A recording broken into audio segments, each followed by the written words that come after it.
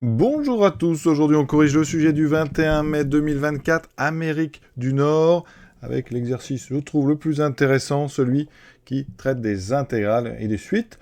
Donc on considère donc les intégrales suivantes, n est un antinaturel, et in, donc intégrale de 0 à pi d'exponentielle moins nx sinus x dx, et jn, c'est la même intégrale mais avec un cosinus à la place du sinus. Voilà, donc plein de petites questions, donc on démarre tout de suite. Calculons I0. Pour calculer 0, il suffit de remplacer dans l'expression de n le n par 0, d'accord? Et on a dit que donc, on prend donc n, un entier naturel, on a défini in comme étant l'intégrale de 0 à pi d'exponentielle moins nx sinus x dx. Donc, ça veut dire que I0, ça va être l'intégrale de 0 à pi d'exponentielle moins 0x, donc ça veut dire exponentielle 0, fois sinus x dx. Exponentielle 0, vous savez que ça vaut 1. Il me reste l'intégrale de 0 à pi de sinus x dx, primitive, donc on va prendre une primitive de sinus. Alors vous savez qu'en dérivant cosinus, ça fait moins sinus, donc une primitive de sinus, on peut prendre moins cosinus, d'accord, entre 0 et pi. Donc je remplace d'abord par pi, moins cosinus pi, moins, je mets des parenthèses, et je remplace ensuite par 0. Alors, cosinus pi, on est donc à gauche, c'est donc moins 1. Donc là j'ai moins 1. Moins le cosinus 0, on est à droite du cercle, c'est donc 1. D'accord? Donc ici j'ai moins, ça fait 1, moins, ça fait plus 1, je trouve I0 égale à 2. Vous pouvez vérifier aussi sur une calculatrice, par exemple une Casio, avec, donc ici on va calculer une intégrale, vous allez trouver donc intégrale dans option, ici, donc calcul, intégrale, donc on est sur intégrale de donc sinus x, donc vous tapez sinus x, voilà, ensuite vous mettez les bornes, on est entre 0 et pi, d'accord, pi, vous le trouvez ici, voilà, on calcule, ça fait 2, donc vous pouvez comme ça continuer sereinement. Deuxième question, justifier que pour tout antinaturel, in est positif. Alors ici, on va regarder ce qu'il y a sous le symbole interne, l'intégrand d'exponentielle moins x sinus x. Est-ce que ça serait pas par hasard positif? Parce qu'il y a une propriété dans le cours qui dit que si la fonction f est positive sur tout l'intervalle AB, alors l'intégrale sur AB de f de, donc ici, x dx, va être supérieur ou égal à 0.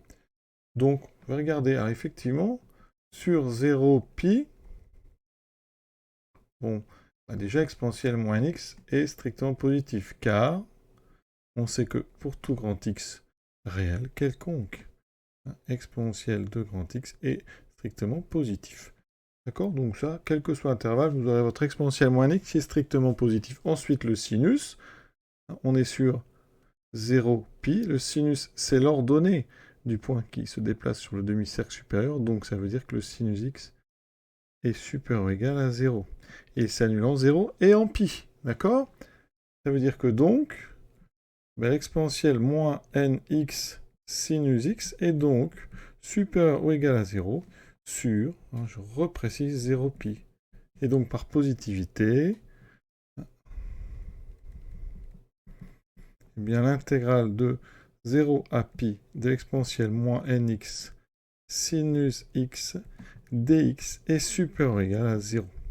Vous auriez pu aussi intégrer cette inégalité, hein, d'accord, sur l'intervalle 0 pi, vous auriez eu ceci, et à droite, on aurait eu l'intégrale de 0 à pi de 0 dx qui vaut 0.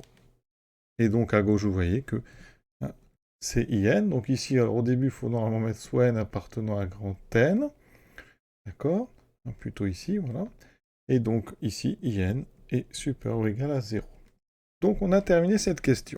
Maintenant, montrons que pour tout entier naturel n, in plus 1 moins n est négatif. Alors, je vais vraiment m'inspirer du texte, donc je vais prendre soit n appartenant à grand N, et je vais regarder in plus 1 moins in. C'est donc l'intégrale de 0 à pi, d'exponentielle moins nx, donc ici, pardon, c'est n plus 1, donc ici on aura moins n plus 1x sinus x,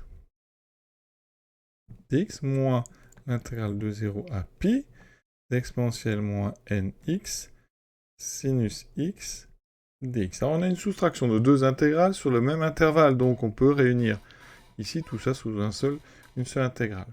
Et ensuite on va factoriser.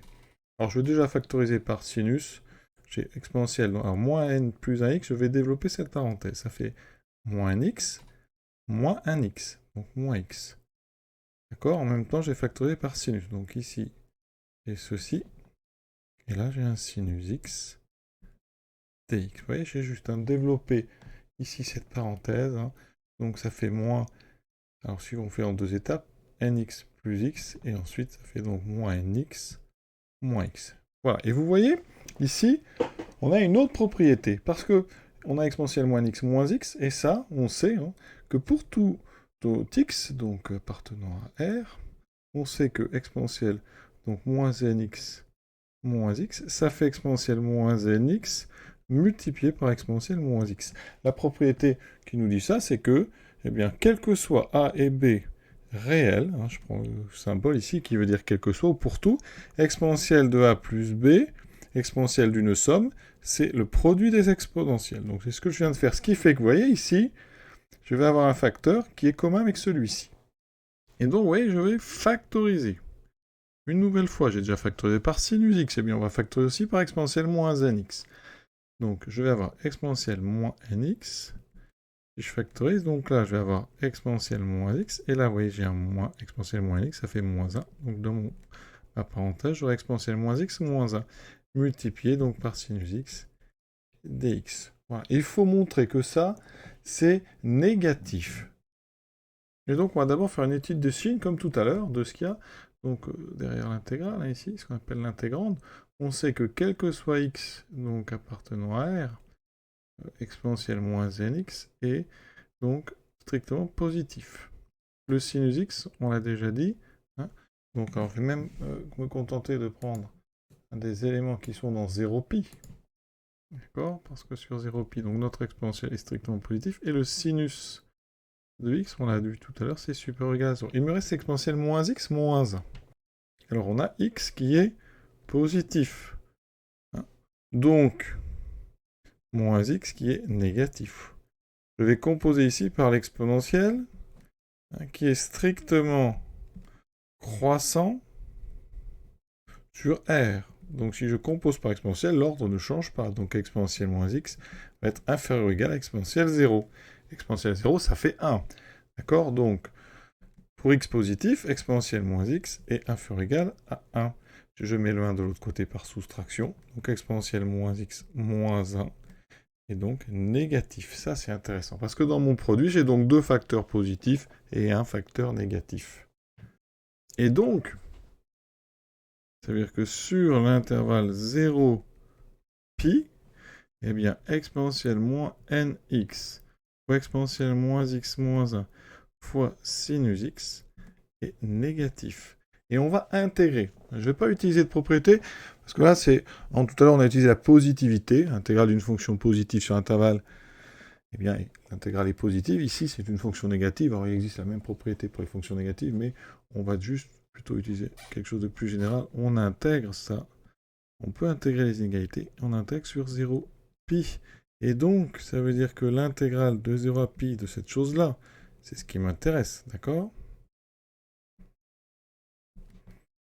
Voilà, sinus x dx est donc inférieur ou égal à l'intégrale de 0 à π de 0 dx. Et l'intégrale de 0, bien sur n'importe quel intervalle, ça vaut 0.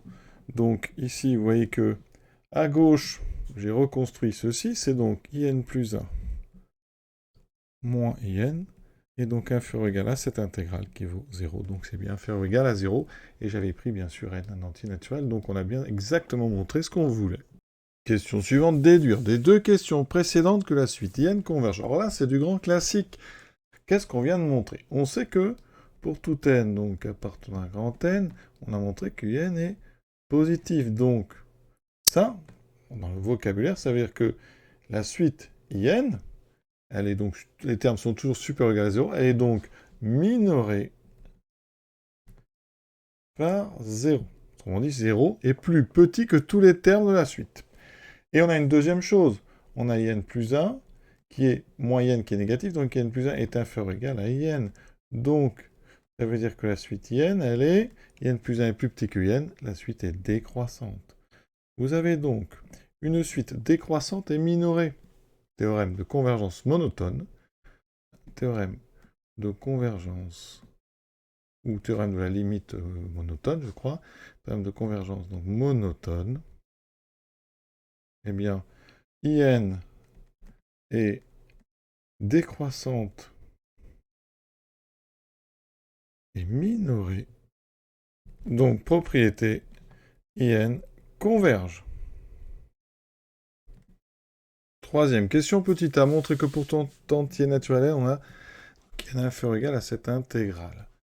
Ici, regardez, IN, hein, donc toujours on va mettre soit N appartenant à grand N. IN, c'est donc l'intégrale de 0 à pi. Et par rapport à ça, quelle est la différence? Vous avez juste le sinus qui a disparu. Donc, qu'est-ce qu'on peut dire? Effectivement, hein, sur 0pi,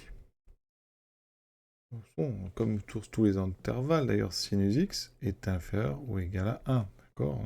Ça, c'est vrai tout le temps, notamment sur 0pi. Ensuite, exponentielle moins nx est positif, on l'a déjà dit. Donc, ça veut dire que je peux multiplier sans changer l'ordre, c'est un nombre positif.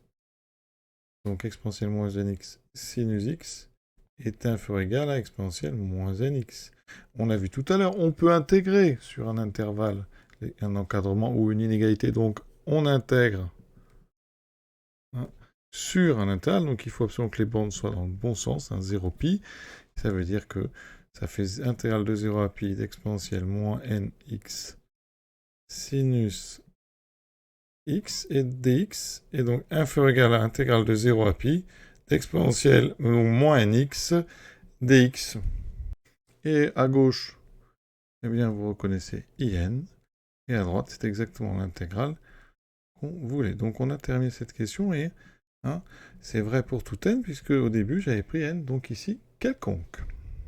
Question suivante. Montrer que pour tout entier naturel n supérieur ou égal à 1, alors là, important, parce que depuis le début, vous voyez, c'était pour tout n, donc là, il ne faut pas que n soit égal à 0. On va voir pourquoi, vous avez une division ici. Et donc, on va calculer cette intégrale. Alors, déjà, on remarque que, eh bien, on a donc cette intégrale. Pour la calculer, il faut trouver, si on peut, une primitive, donc exponentielle moins nx. Donc, alors je vais appeler ça f. Donc ici, on va faire les choses bien.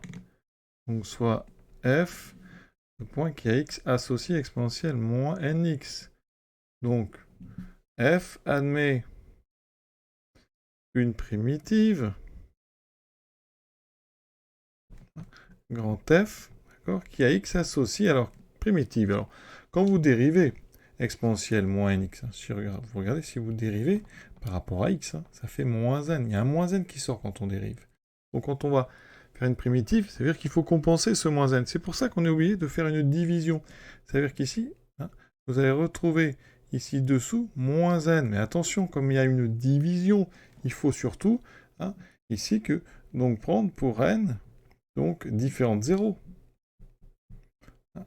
Ça, c'est le seul. Et si vous voulez toutes les primitives, vous rajoutez une constante. Mais nous ici, donc quand on va faire ce calcul, eh bien évidemment, il va falloir prendre donc pour n, donc appartenant à n, mais étoile, autrement dit n non nul.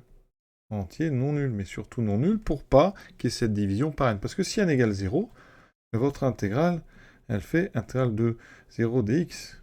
Et elle vaut tout simplement intégrale de 0 à pi de 1. Elle vaut pi. D'accord?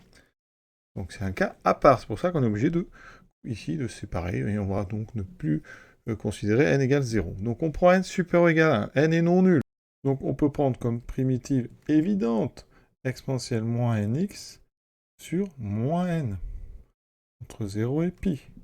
Je remplace donc d'abord par pi. Donc exponentielle moins n pi sur moins n. Moins, ça c'est le moins de la formule. Donc quand on a comme ça des mots, on met des parenthèses. Et ensuite, on remplace x par 0, pas n. La variable ici d'intégration, c'est x. Donc ça me fera exponentielle moins n fois 0, qui vaudra donc 0 divisé par moins n. Donc ici, ça me fait... Alors il y a un moins en bas, en général, on aime bien avoir les moins en haut, donc ça fait ceci. exponentielle moins n pi sur n, moins, ce moins ici va monter, donc ça fera moins fois moins, plus, exponentielle 0, ce qui vaut 1 sur n. Et on met tout au même dénominateur, on peut mettre dans l'ordre, hein. On écrit donc d'abord le 1, et moins exponentielle moins n pi. Et c'est ce qu'on voulait démontrer, vous voyez, pour n, évidemment, non nul, donc c'est vrai pour n supérieur ou égal à 1. Déduire des deux questions présentes la limite de un. On a vu que, donc, deux choses là, hein, d'après, donc, 3a et 3b, hein, cité sur les copies le numéro des questions auxquelles vous faites référence, c'est plus clair. Si on fait les deux, on a donc in. Alors, c'était vrai pour tout n, la deuxième pour tout n supérieur à 1, donc on a pour n, donc supérieur ou égal à 1, entier, hein, donc je vais peut-être être très clair, donc pour n appartenant à n étoile, voilà. On a n qui est donc inférieur ou égal à quoi? Eh bien, à cet intégral qu'on a calculé, qui vaut 1 moins exponentielle moins n pi sur n. Et on avait vu, hein, et question donc de A, on a vu que in est positif. Ça veut dire que 0 est inférieur ou égal à in. Ça veut dire que donc, si on met ça ensemble, eh bien pour tout n appartenant à n étoile, parce que celle-là était vraie, donc pour n appartenant à grand N, donc quel que soit n appartenant à n étoile, on a donc in qui est coincé entre 0 et 1 moins exponentielle moins n pi sur n. Et là, vous voyez venir, théorème, donc passage à la limite, théorème des gendarmes ou théorème d'encadrement. Donc il faut la limite ici du côté droit. Alors, limite, on va aller doucement, quand n tend vers plus l'infini de moins n pi, hein, moins pi est négatif, ça c'est donc moins l'infini. Ça veut dire qu'on va avoir besoin de l'exponentielle quand ce qui est dedans va vers moins l'infini.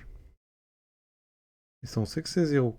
Donc, ça veut dire qu'on met moins n pi à la place de grand X. Ça s'appelle une composition. Donc, par composition, la limite d'exponentielle moins n pi, quand n tend vers plus l'infini, c'est donc 0. D'accord? Donc, ça veut dire que maintenant, le numérateur 1 moins exponentielle moins n pi, il tend vers 1 quand n tend vers plus l'infini. Et vous divisez par n qui tend vers plus l'infini, donc on a du 1 en haut plus l'infini en bas, donc par quotient, donc on écrit par quotient, la limite quand n tend vers plus l'infini de 1 moins exponentielle moins n pi sur n est donc égal à 0. Et là on utilise le terme des gendarmes. On va dire donc que limite quand n tend vers plus l'infini de 0, qui est à gauche tout seul, c'est 0, c'est la même que la limite de 1 moins exponentielle moins n pi sur n, quand n tend vers plus l'infini. Les deux valent 0, donc théorème des gendarmes. La limite de in qui est coincée entre les deux est elle aussi égale à 0. Et on a donc déterminé la limite de la suite in. Question 4a. En intégrant par partie in de deux façons différentes, établir les deux relations suivantes. Donc pour tout n supérieur ou égal à 1. Alors, donc, je rappelle quand même que pour intégrer par partie, il faut connaître la formule. On a intégrale de u v' qui est ici intégrale, donc entre crochets v moins l'intégrale de u' v. D'accord? Donc ici, ben, on a deux choix. On a un produit. Donc il faut choisir qui est u, qui est v'. Donc première méthode, ben, je vais choisir ici u et là v'. Donc ça veut dire que première méthode, je prends u de x égale exponentielle moins nx. Et ensuite, v', je vais poser sinus. Ça veut dire qu'ici, je peux dériver. Je vais dériver exponentielle moins nx par rapport à x, ça me fait moins n exponentielle moins nx. Je primitive sinus. Donc une primitive, ça sera du moins cos, on l'a déjà dit tout à l'heure, moins cosinus x. Donc, on sait que u, v et v' sont continus. Donc on peut sans problème intégrer par partie. In sera donc égal à entre crochets uv. Donc ici, moins, le moins du cosinus, exponentielle moins nx, hein, je mets dans l'ordre du texte, d'abord exponentielle, entre 0 et pi, moins l'intégrale entre 0 et pi de u'v. Donc, on a déjà écrit ceci, maintenant il faut faire ceci. Donc u'v, on a un moins ici, ça fait plus. On a un n, j'écris l'exponentielle et j'ai le cosinus. x dx. Voilà, maintenant, il y a plein de petites choses à faire. On continue, on va remplacer donc d'abord par pi, donc in. Alors pour l'instant, hein, j'ai pris soit n un entier naturel. Pas besoin d'être supérieur ou égal à 1. Donc je remplace par pi moins exponentielle moins n pi, hein, c'est x que je remplace par pi, cosinus pi, qui vaut moins 1, moins, ensuite moins, donc ça fera plus exponentielle 0, cosinus 0. Ici, on a une intégrale. Ici, vous avez un n qui est indépendant de x, donc je peux le sortir, c'est de la linéarité, donc ça fait moins n, intégrale de 0 à pi, exponentielle moins nx, cosinus x dx. Et ici, on reconnaît jn. Alors, ça veut dire que ici, in, on est toujours pour n antinaturel, donc je vais peut-être le réécrire, donc pour n appartenant à grand N. Alors, cosinus pi vaut moins 1, donc ça ferait exponentielle moins n pi, hein, moins 1 fois plus 1 fois moins, ici ça fait plus. Cosinus 0 vaut 1, exponentielle 0 vaut 1, donc ça fait plus 1, donc ça c'est parfait, moins n fois j de n. Donc on vient de montrer que quel que soit n appartenant à grand N, in, c'est bien égal à, je remets un peu d'ordre, 1 plus exponentielle moins n pi, moins n jn. Ça, c'est donc la première façon de faire notre intégration par partie. J'ai pris l'exponentielle étant égale à u, et l'autre, c'est v'. Eh bien, on va inverser. Et pour bien me comprendre, j'inverse l'ordre. Hein, j'écris plutôt sinus x d'abord. Et là, bien, je vais prendre le sinus x, ça sera u, et lui sera v'. Donc, u de x, ça sera sinus x. Je vais donc dériver sinus, ça sera cosinus x. Ensuite, v' vaudra exponentielle moins nx. Et donc là, pour faire une primitive, c'est là que j'ai besoin de n appartenant à n étoiles, ici. Et donc, je vais l'écrire à côté. N est différent de 0. Donc là, la primitive que je vais choisir, c'est exponentielle moins nx sur moins n. J'applique, donc les quatre fonctions sont continues, pas de problème d'intégration. Donc je fais d'abord u fois v, donc j'ai un moins qui est ici. J'ai moins, donc exponentielle moins nx sur n fois sinus x, moins l'intégrale de u'v, donc il y a toujours ce moins qui est dessous.